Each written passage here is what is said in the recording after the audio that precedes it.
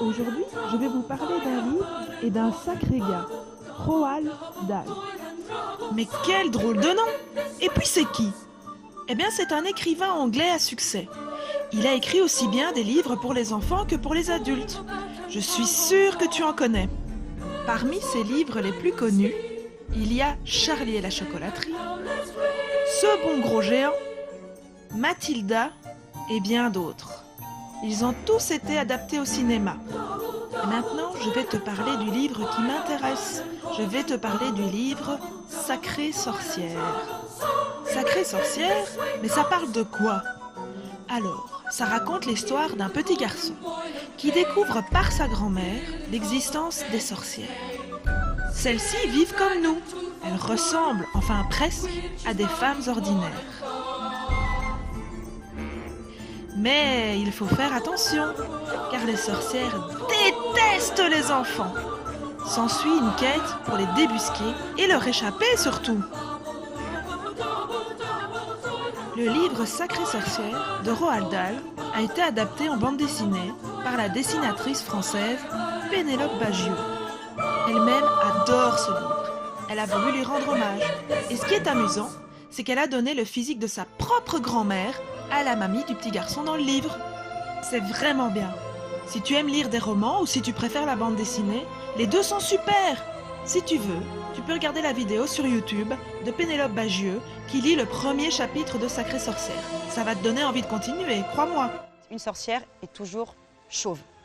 Chauve? Mais aussi non. Tu sais ce que c'est, toi, une sorcière? On en voit pas mal à la télévision, dans les livres, dans les contes. Mais toi, tu en penses quoi? Dans quelle équipe es-tu? Car ça, tu le sais, chez les sorcières, il y a deux grandes familles. Les gentilles et les méchantes. Mais j'ai l'impression qu'on voit quand même plus de méchantes. Rappelle-toi, quand tu étais tout petit, les contes te parlaient de sorcières voulant manger les enfants. Surtout les enfants. Mais pourquoi toujours eux? Pourquoi toujours les enfants? Pour leur jeunesse, leur insouciance, leur innocence sûrement. Aussi, les enfants font confiance aux adultes. Et les sorcières, elles en abusent. Elles les attirent avec ce qu'ils préfèrent au monde. Les bonbons par exemple. Tu te souviens d'Hansel et Gretel, face à cette maison en pain d'épices et en sucreries? Ils n'ont pas résisté. Les sorcières y allaient de leur charme et de leur fausse gentillesse pour vous amadouer. Hey, tu connais Madame Mime que Merlin l'Enchanteur combat avec beaucoup d'imagination? C'est moi la plus grande, la plus merveilleuse sorcière. Ou encore Ursula, la méchante sorcière aquatique de la petite sirène. Je n'ai pas toujours été gentille et sincère. J'ai vraiment mérité le nom de sorcière. Elles font toutes les deux des promesses aux enfants pour mieux les duper. Ah là là, les sorcières! La sorcière est souvent vue comme une vieille femme au nez crochu, dotée d'une grosse verrue. Un chapeau pointu et un balai sont ses accessoires favoris. Mais parfois, elles se déguisent pour mieux tromper leur monde. Lisez Sacrée sorcière par exemple, vous le saurez. Mais du coup, les gentilles sorcières, est-ce que ça existe? Et on les retrouve où? Il y a par exemple Nanny McPhee ou encore Mary Poppins. Ce sont deux nounous aux pouvoirs extraordinaires. Mais sont-elles des sorcières? On retrouve dans le monde d'Harry Potter énormément de gentilles sorcières et de bons sorciers. On a aussi Mélusine ou Kiki la petite sorcière. Oui, elles ne sont pas si nombreuses, mais elles existent. Oui, mais bon, c'est bien joli tout ça. Mais dans la vie réelle, en dehors des contes de fées et des légendes, les sorcières, elles existent ou pas? On peut dire que depuis la nuit des temps, il y a des personnes à qui l'on attribuait certains pouvoirs, que ce soit garçon ou fille. Mais la sorcière, comme tu la connais, elle vient du Moyen-Âge, avec ce que l'on a appelé la grande chasse aux sorcières. Cela a duré pendant 200 ans.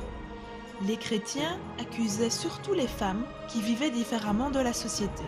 Par exemple des guérisseuses, des femmes qui vivaient seules, des femmes qui n'étaient pas mariées, des vieilles dames, celles qui n'étaient pas d'accord avec la religion. Eh bien, on les accusait suite à une dispute et on leur faisait un procès. Un procès évidemment qu'elles perdaient, et ça finissait souvent très très mal. Durant toutes ces années, il y a eu 60 000 condamnations à mort. Quand tu seras plus grand, plus grande, je te conseille de lire la bande dessinée Les filles de Salem de Thomas Gilbert. Ça raconte toute cette histoire. C'est super bien, mais il faut vraiment que tu attendes d'être grand pour le lire. Mais ce qui nous intéresse, c'est que la sorcière, c'est un symbole maintenant. C'est le symbole d'une liberté. Puis tu sais, les femmes, elles subissent encore des injustices à l'heure actuelle, comme les sorcières à l'époque. L'idéal, c'est qu'on arrête de juger les gens différents de nous et qu'on essaye de créer un monde où les garçons et les filles sont tous égaux pour que tout le monde soit bien. Qu'est-ce que t'en penses? Allez, je reviens au livre Sacrée Sorcière maintenant. Qu'est-ce que tu as ressenti quand tu l'as lu? T'étais stressée? T'as eu peur à certains moments? Ça t'a fait rigoler? Discute-en avec quelqu'un qui l'a lu aussi. Tu sais ce qui serait trop cool? C'est que toi aussi, tu crées ta propre sorcière ou ton propre sorcier. Est-ce qu'il serait gentil, gentille? Est-ce qu'elle serait méchante? Est-ce qu'il ou elle aurait un animal de compagnie? Est-ce qu'il ou elle aurait un moyen de transport? Allez, dessine-le ou là et décris-la nous. Par exemple, ici, Barbara a créé sa petite sorcière. Elle crée un univers sur une page blanche. Elle représente le fait de se lancer, de ne pas avoir peur. Elle n'a pas peur de gribouiller et de peinturlurer. Et elle adore danser avec des pinceaux géants. Et toi aussi, n'aie pas peur. Vas-y, lance-toi. Lis, réfléchis et puis crée quelque chose. Ça va être trop bien.